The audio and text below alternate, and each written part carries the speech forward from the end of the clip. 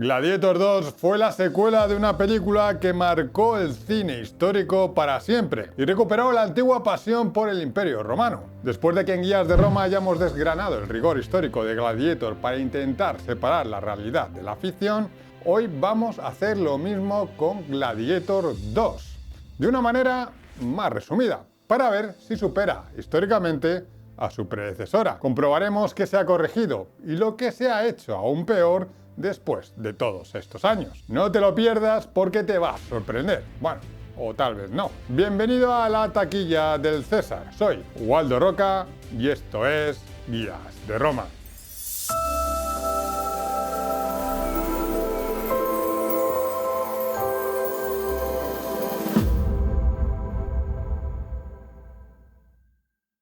Decir primero que no he visto otras revisiones históricas de Gladiator 2, precisamente para que no me sirvan de inspiración y dar una opinión completamente independiente. Así que, sin más dilación, ¡vamos al lío! Empecemos por la batalla que muestra a Roma intentando conquistar la ciudad de Numidia. ¡Numidia independiente! Pero la realidad es que llevaba más de 250 años como provincia romana en el siglo III. Si ya tuvimos una guerra marcomana de Marco Aurelio, históricamente bien señalada, podían haber usado a los partos para esta segunda batalla, los otros grandes enemigos de Roma en aquella época, ya que tanto Séptimo Severo como su hijo Caracalla, retratado en la película, hicieron incursiones en Partia. Numidia estaba al norte de África, al oeste de Zucavar, que conocimos en Gladiator 1. Y en esta segunda parte siguen conservando ese estilo musulmán con turbantes que vimos en la primera, Zucavar, cuando el turbante fue importado por los árabes en la Edad Media. Pasando al ejército romano, los barcos de asedio no son correctos. Muestran quinquirremes militares con torres de asedio. Pero aquí tenemos dos problemas históricos. Uno, Roma usaba la sambuca para los asedios por mar, que eran dos quinquirremes juntos como un catamarán, donde entre ellos se colocaban las escalas o las torres de asedio. Un quinquirreme solo no hubiese podido soportar una torre de asedio como muestra la película. 2. Los asedios por mar eran ya cosa del pasado, en el siglo III después de Cristo. Roma dominaba todo el Mediterráneo y no necesitaba armas de asedio marítimas desde hacía ya varios siglos, donde solo ya usaban como barco militar las liburnas, birremes rápidos utilizados para patrullar el mar. En el ejército numidio vemos que usan cascos que no corresponden ni en tiempo ni en lugar. Se llaman cascos frigios, usados por los griegos clásicos en el siglo V a.C., en las zonas más nororientales de Grecia, como Tracia y Macedonia. De hecho, posiblemente el ejército de Alejandro Magno podría haber llevado cascos de este tipo.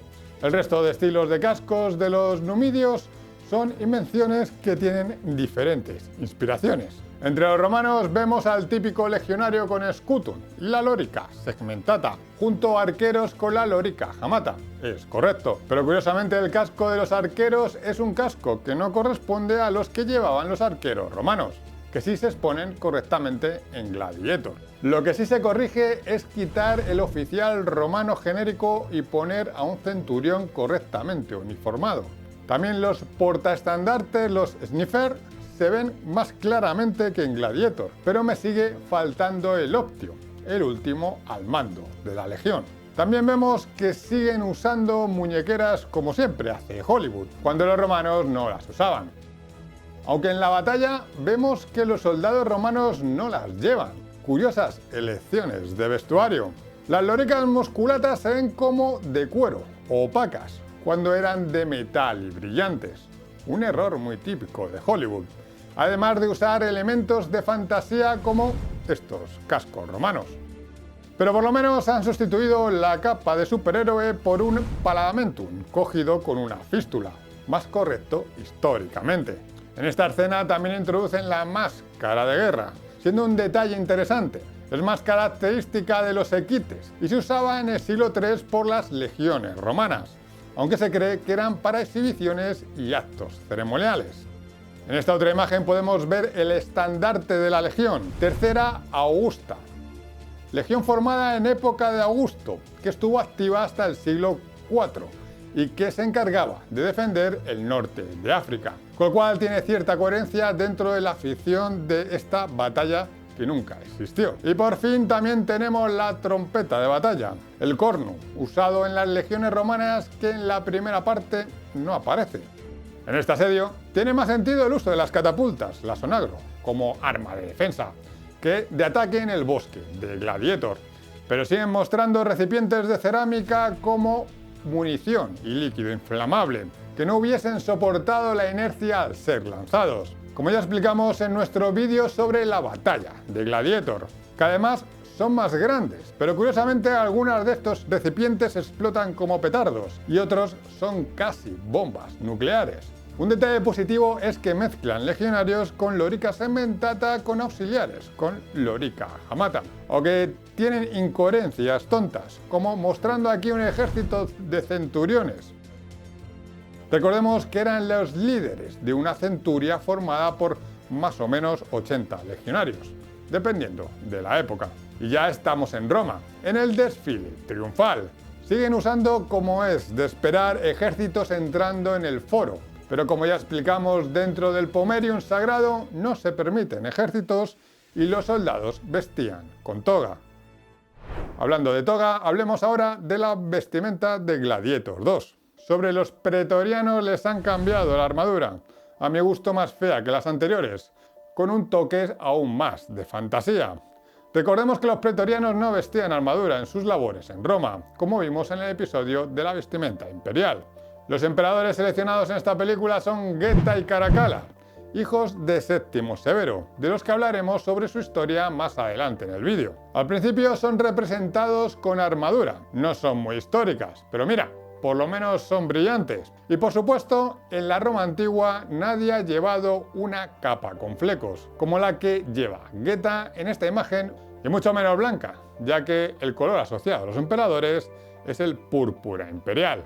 Aunque el vestuario de Gladiator fue premiado con un Oscar, la ropa del emperador era un desastre a nivel histórico, sobre todo en lo que se refiere al protocolo de vestimenta del Coliseo, donde se llevaba siempre la toga. En Gladiator 2, los emperadores, aunque ya no llevan la armadura, siguen sin llevar la toga. En esta ficción, la toga es una prenda exclusiva del senador, cuando era obligatoria para todo ciudadano romano y debía ser usada en el Coliseo. Y como siempre, los roles tienen que estar marcados, y en este caso el general Acacius no le puede faltar la armadura para ir al Coliseo, ya que es el general. Además, siguen remarcando que no era un político, era un soldado. I am not an orator or a politician, I am a soldier. Pero como vimos en el vídeo que analizábamos la batalla de Gladiator, un general romano sí era un político, no un soldado profesional. Pasemos a analizar la Roma de Gladiator 2. Lucio llega al puerto de Ostia, como podéis observar. No ha habido el más mínimo interés de representar el puerto de Trajano cerca de Ostia y que debía ser tremendamente espectacular. Y aunque Ostia fue el primer puerto de Roma, no tenía acantilados ni murallas sobre el mismo. Lo que se representa es una ciudad genérica antigua portuaria, que poco o nada tiene que ver con Ostia o el puerto de Trajano. Los efectos especiales estuvieron al cargo de la empresa fundada por George Lucas Industrial Light and Magic para hacer Star Wars. Vamos a ver lo que han sido capaces de hacer estos veteranos del sector. Hablemos primero sobre las cosas positivas. A diferencia de la primera, en su recreación de Roma incluyen vegetación en abundancia, siendo una ciudad más limpia y esplendorosa, por lo menos a vista de dron. Además, usa una paleta de colores más adecuada, que recordemos que en la primera parecía una ciudad de Oriente Medio. También los edificios están más adornados y coloridos. Normal. Han pasado 24 años desde la primera y los medios técnicos han evolucionado. Para esta segunda parte han recreado en 3D toda la ciudad de Roma, mientras que en la primera usaban más la composición, añadiendo capas a la escena. En la primera parte vimos que poco podíamos reconocer de la Roma histórica, siendo todos los edificios completamente inventados con una arquitectura muy alejada de la Roma imperial. En el making of de Gladiator 2 nos cuenta que para recrear la Roma virtual de la película se han fijado en la maqueta de Gismondi, que está en el Museo de la Civiltà Romana en Roma, que por cierto lleva cerrado 12 años, ya les vale. Si nos fijamos bien, en esta vista aérea del modelo 3D vemos algunas partes reconocibles. El Coliseo, una zona parecida al Foro, un templo que recuerda al de Gladio, un edificio que nos recuerda a las termas de Trajano, una colina que nos recuerda al Palatino, otra que nos recuerda a la colina del Capitolio con el templo de Júpiter, el Tirreno, la isla Tiberina, el puente Emilio del que hablamos en este vídeo. Y si nos vamos a un fotograma de la película, incluso una plaza que nos recuerda al Foro Boario. Se nota que ha habido un esfuerzo, pero todo está desordenado. El Capitolio, que debería estar junto al Foro, está a 1 kilómetro de distancia. ¿Y dónde está el Circo Máximo? ¿Por qué se resisten tanto a mostrarlo? ¿Tienen miedo de que rivalice con el Coliseo? Y si nos bajamos al detalle, todo es genérico. Templos por allí, ínsulas por allá, la isla Tiberina con forma de barco de madera, cuando era de travertino. Fijándome un poco mientras edito el vídeo, me he dado cuenta que los palacios imperiales los han tenido bastante en cuenta. No son exactos, pero se pueden reconocer los edificios principales, aunque como veremos, no se usan en la película. Mirad, la Domus Tiberina, el templo de Apolo, la Domus Flavia, la Domus Augustia, el Stadium relleno de árboles y la Domus Severiana. El Foro Romano cambia respecto a la primera parte, algo más colorido, pero sigue sin ser el Foro histórico. Usan elementos neoclásicos, como estas dos estructuras claramente inspiradas en el monumento de Víctor Manuel II, en Roma, de finales del siglo XIX. O este edificio de aquí, también de inspiración neoclásica. Además de obeliscos genéricos. En Roma había obeliscos, pero se centraban más en decorar los circos, templos de dioses egipcios, o para usos específicos como el orologio de Augusto, una especie de reloj solar que marcaba los años bisiestos y que se encontraba en el campo de Marte. Aquí introducen otra vez la estatua de Marco Aurelio, pero en vez de hacerla de bronce reluciente como explicamos que era, la hacen igual que la réplica que hay hoy en la plaza del Capitolio, como hicieron en la primera parte. También tenemos edificios ruinosos y genéricos como este, que poco o nada tienen que ver con las espléndidas basílicas romanas que había en el Foro, aparte de parecer más medieval. Y templos de estilo griego rodeados de escaleras, cuando los templos romanos, que son una evolución de los etruscos, solo tenían escaleras para acceder a ellos por la zona frontal. Todo en Roma se ve genérico. Por ejemplo, en estas escenas vemos edificios de columnas dóricas, que es una arquitectura griega neoclásica, pero no romana, ya que los romanos usaban capiteles corintios en las columnas exteriores de sus edificios públicos con cierta relevancia.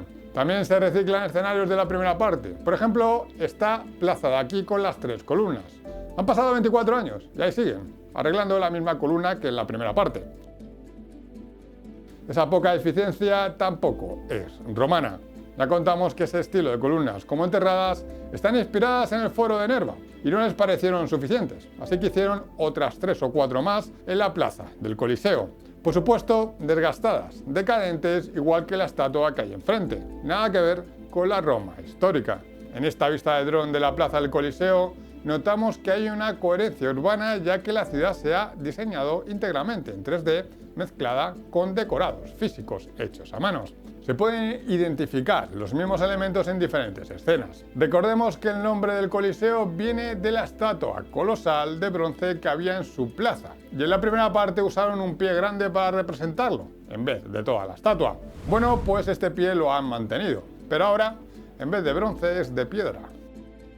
El Coliseo se mantiene muy parecido, mejorando las estatuas que decoran los arcos y el interior. Mantiene las mismas partes que de la primera película. De hecho, esta escena también está reciclada de la primera película. Hablemos de las villas romanas, por ejemplo la Domus del general Acacius. No me voy a extender mucho, pero me sobra piedra y me falta ladrillo, cemento, frescos, colores, mármol, etc. De todo. No me recuerdan para nada a una Domus romana, patricia. Esto sería la recreación de una Domus pompeyana, para que os hagáis una idea y compararlo. Si es una construcción antigua republicana, las paredes deberían estar hechas de piedras de toba volcánica gris. Si son construcciones realizadas a partir del siglo I a.C., las paredes son de ladrillo repelladas con cemento, placas de mármol, frescos hermosos o relieves, en el mejor de los casos. Y esto es lo que muestra Gladiator 2 para una casa de lujo. Seguimos además usando elementos deteriorados y poco lujosos en ambientes que deberían ser de un lujo espectacular. Y es que se nos vende a la clase patricia romana como excéntrica. En Gladiator 2, para mostrar la excentricidad patricia, nos muestran una cabeza de rinoceronte en la mesa como el manjar principal. Y es verdad que ofrecer animales exóticos de alimento era un signo de opulencia, pero podían ser avestruces, flamencos o pavos reales. Pero un rinoceronte, a ver dónde asas ese bicho. El lenguaje de Gladiator es caótico, tanto los diferentes acentos de los actores. And then the other day she goes, "Can I have some water?" And I went, "It's water." And she was like, "No, it's water." The wind is too strong. Furl sail and strike water. Furl sail, strike water! Como en la escritura. Más o menos usan el latín en la mayoría de grabados que se muestran, pero en cosas más específicas le ponen directamente el inglés. En este caso, con una topografía encima más medieval que romana. Aquí por lo menos se muestran las tablillas de cera que se usaban en Roma para tomar notas y mandar mensajes a otras personas. Por lo menos con grabados en latín esta vez. Otro detalle positivo es el uso del opio en el Imperio Romano para propósitos medicinales y lúdicos. De hecho, no se importaba, los cultivaban ellos mismos y se podían utilizar para curar vicios y en grandes cantidades podían matar. Sobre las estatuas no hay mucho que decir, ya que siguen con la misma tónica que en la primera parte. Añaden estatuas de oro, que está bien, pero por lo general siguen usando casi las mismas estatuas, añadiendo alguna nueva como el Apolo de Belvedere, que se encuentra en los museos vaticanos. Pero usan la versión actual, cuando aparte de que estaba policromada, sostenía un arco en la mano izquierda, tal como explico en mi guía de los museos vaticanos de guiasderoma.com. ¡No! ¡Otra vez no hay! Lo que sí es un poco ridículo es el Palacio Real. El interior se ve menos lujoso que en la primera parte, pero el exterior recuerda más a una casa neoclásica de una familia burguesa del siglo XIX que a un palacio real romano, que no era un edificio, era un complejo de palacios sobre la colina del Palatino. Pero ahora nos vamos a las afueras de Roma. Vemos una escena en un pueblucho que se describe como Atium, donde se ve al fondo al Coliseo. O sea, de la gigantesca ciudad de Roma que nos han presentado y que el Coliseo solo ocupa una pequeña parte y ni rastro del resto de la ciudad. Si calculamos que podemos estar a unos 6 kilómetros de Roma, ese Coliseo sería completamente descomunal. Aparte de que el Coliseo real es difícil de ver incluso desde el mirador del Monte del Janículo, ya que está oculto por las colinas que lo rodean, al estar construido en un valle. Pero Atium no estaba a las afueras de Roma. Era una ciudad costera a 60 kilómetros de Roma, donde había una villa construida por el emperador Nerón, junto a un puerto que corresponde al actual Ancio. No sé qué obsesión tiene Ridley Scott con los pastores y la arquitectura árabe, que incluso lo ha traído a un pueblo a las puertas de Roma. Los pastores romanos tenían un sombrero, no un turbante. Aquí se nos presenta Macrinus, de quien ya hablaremos. Las afueras de Roma son una localización que en esta película tiene más protagonismo. En esta otra escena se nos presenta la entrada de Roma, presidida por un arco en estado ruinoso coronado con la estatua de la loba capitolina. En esta imagen nada está bien. Los arcos del triunfo servían para conmemorar a un personaje y sus hazañas. Estaban adornados con relieves que contaban acontecimientos de los personajes que conmemoraban y se adornaban generalmente con cuadrigas en la parte superior. Algo que especialmente me irrita es empeñarse en mostrar las construcciones romanas en un estado viejo, deteriorado, haciendo referencia a cómo las vemos nosotros hoy, sin parar a reflexionar cómo serían en aquella época.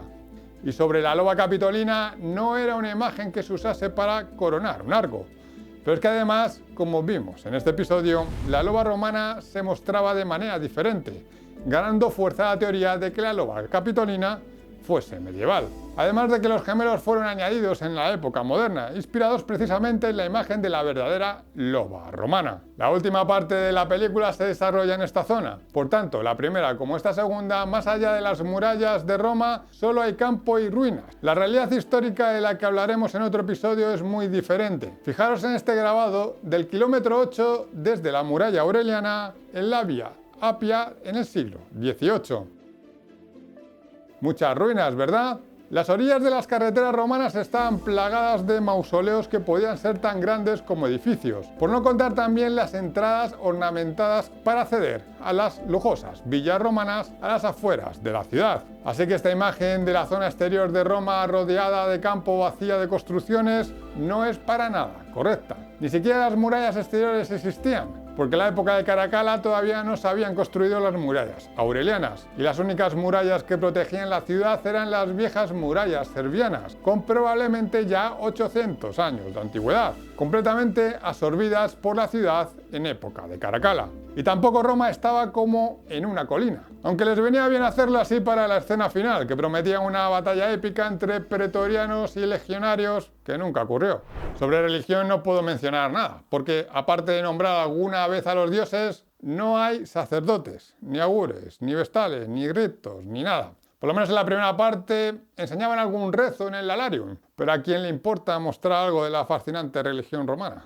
Hablemos ahora de la historia real de los protagonistas. Caracalla y Geta eran hijos de Séptimo Severo, que consiguió conquistar el poder después de la muerte de Cómodo. A la muerte de Séptimo, ambos hijos se alzaron como emperadores por deseo del padre, pero no se llevaban bien, y Caracalla acabó asesinando a su hermano Geta, quedándose como emperador único. En la película se les da una imagen de emperadores payasos decadentes, típicamente asociados a Nerón y Calígula. De hecho, el personaje de Caracalla nombra a su mono cónsul imitando lo que la tradición dice que quiso hacer Calígula con su caballo. Pero estos dos personajes históricos difieren completamente de los personajes de la película, tanto en aspecto como en actitud. Caracalla era bastante tirano, que no solo mató a su hermano, sino que ejecutó a todo su círculo y gente leal, donde se calcula que pudo asesinar hasta 20.000 personas. Tenía un perfil parecido al de Cómodo de Gladiator, un emperador militar ambicioso. Geta, por su parte, se cree que pudo ser más calmado. Caracalla acabaría siendo asesinado por orden de Macrino para alzarse él como emperador, pero no en Roma, sino en Oriente Próximo, mientras Caracalla dirigía una campaña contra los partos. Una de las partes más ridículas de la película es la sumisión a la que se somete el Senado a las órdenes de Caracalla o Macrino. Mientras en la primera el Senado ofrece una resistencia cómoda a través de los senadores Graco y Gallo, aquí, aparte de una conspiración salida de la nada, no hay ningún tipo de juego de poder más allá de las manipulaciones poco creíbles de Macrino. Pasemos a hablar de un tema muy polémico: la racialidad. Seguramente estos dos personajes se hayan introducido por cuota de género, pero sería interesante profundizar y hacer un ejercicio de investigación para ver si un subsahariano o etíope, como los llamaban los romanos, pudiese haber llegado a ser legionario o incluso senador.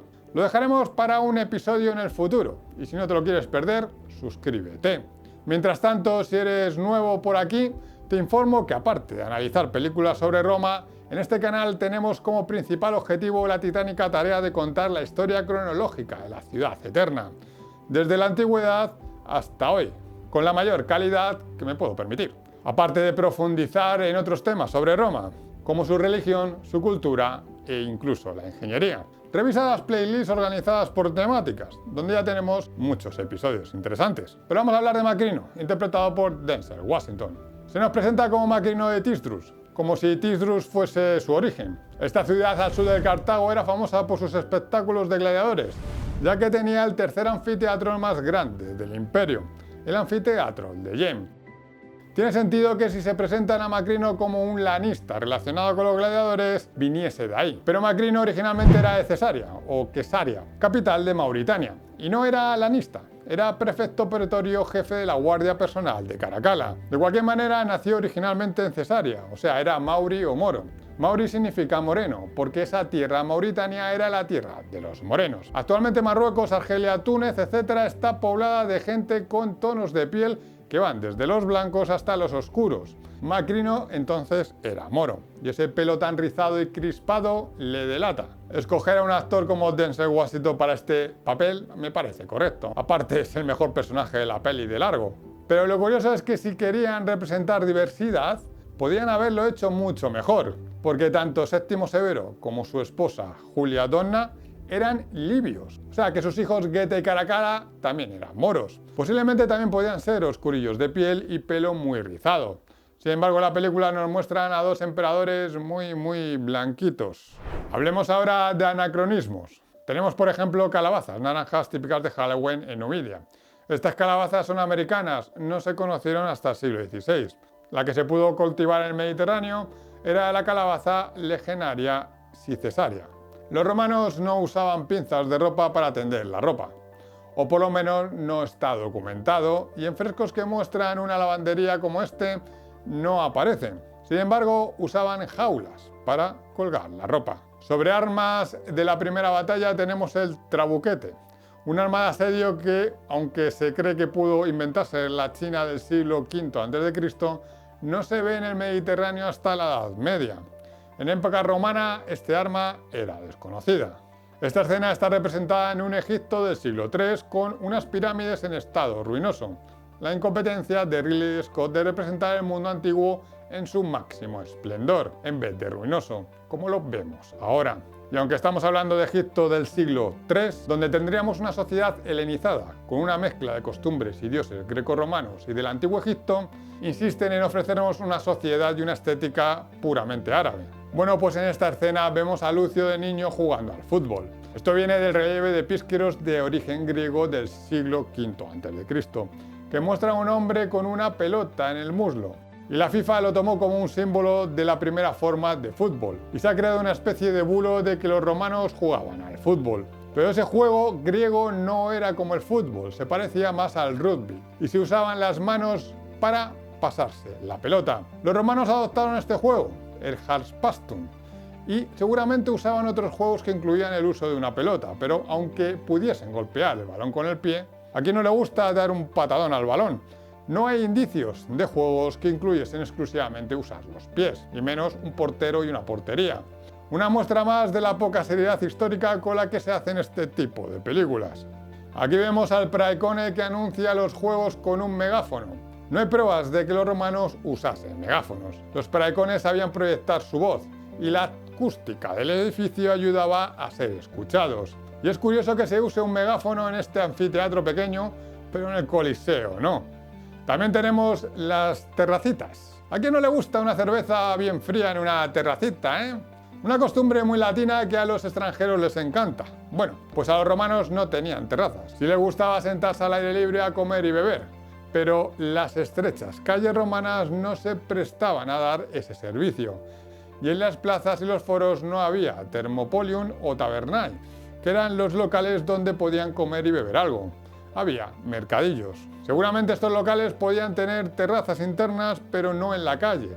Lo que sí podían haber hecho es celebrar estas reuniones en las termas romanas, porque uno de los grandes ausentes, tanto de la primera película como de la segunda, son las espectaculares termas romanas. No solo las termas, también se omiten las fuentes, los ninfeos y demás monumentos con el agua como protagonista, que eran tremendamente abundantes en la antigua Roma. Toca hablar de la famosa ballesta.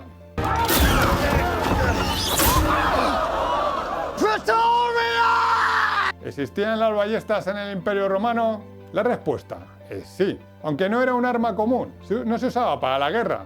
Hay un relieve encontrado en las Galias donde se muestra una ballesta junto a útiles de caza.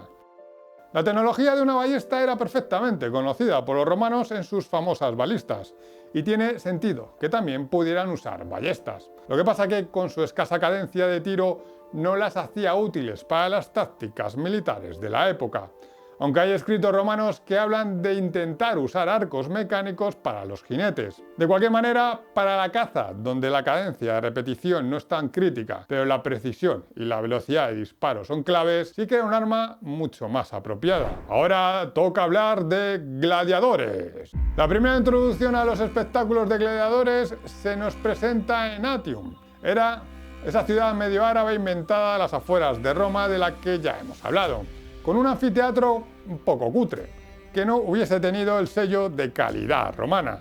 Aquí se desarrolla el primer combate usando animales contra los gladiadores. Como vimos en el tercer episodio de Las mentiras de Gladiator, los espectáculos con animales formaban parte de la primera mitad del espectáculo de los Ludi, que incluían las dammatio, ad bestias, que eran ejecuciones públicas con animales salvajes. Hasta ahí bien, pero han decidido usar babuinos como animales terroríficos, que aunque es verdad que son un poco cabroncetes, no los veo yo como animales letales. Claro que para solucionar esto han diseñado una especie de babuinos demoníacos infernales del Averno. Yo creo que hubiese sido más interesante usar gorilas. Atentos también a este combate, donde el Magister, con unos guantes terroríficos llenos de pinchos, le mete 4 o 5 galletas a Lucio. Y el tío ni se inmuta. Ya sabemos todos que Gladiator no es un documental. No vamos a repetir las diferencias entre los gladiadores de Gladiator con los gladiadores históricos. Revisad el vídeo que tenéis sobre el análisis de Gladiator. Pero en Gladiator 2 siguen usando la misma filosofía de combates a muerte, cuando estaba más enfocado en un espectáculo violento controlado donde se incluían incluso árbitros. Sobre el primer combate del Coliseo, mientras que en la primera parte organizan una batalla épica contra Máximo y su grupo, en la segunda se inventan esta fumada.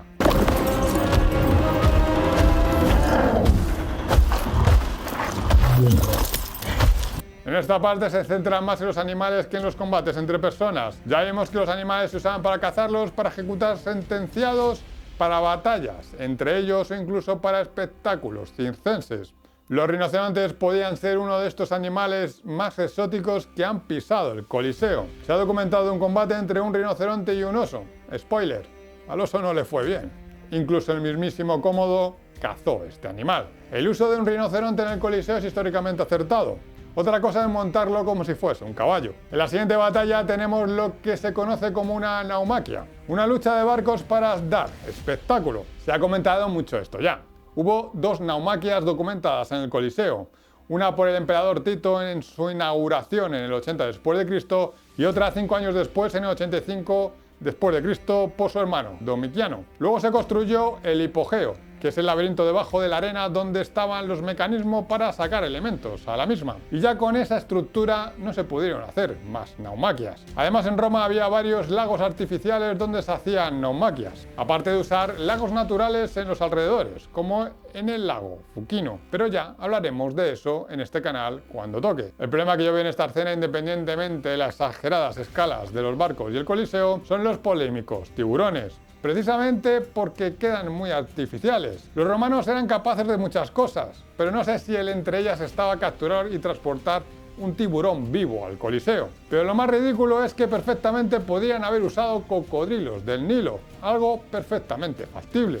Para cerrar este capítulo, señalar solo que Acacius en la lucha con Lucio levanta la mano para rendirse. Curiosamente es el único espabilado que se rinde, todos los demás mueren miserablemente sin usar este comodín. Pero sí es verdad que los gladiadores se podían rendir, ya que no era un combate a vida o muerte. Pero no levantaban la mano, levantaban el dedo, como también explicamos en el vídeo mencionado. En fin, Gladiator 2, una película que no pasará a la historia, una burda copia de la primera, donde todo pasa porque sí. Caracalla y Geta gobiernan porque sí. Lucila mandó a Lucio lejos de Roma porque sí. Y encima luego lo abandonó, por cierto.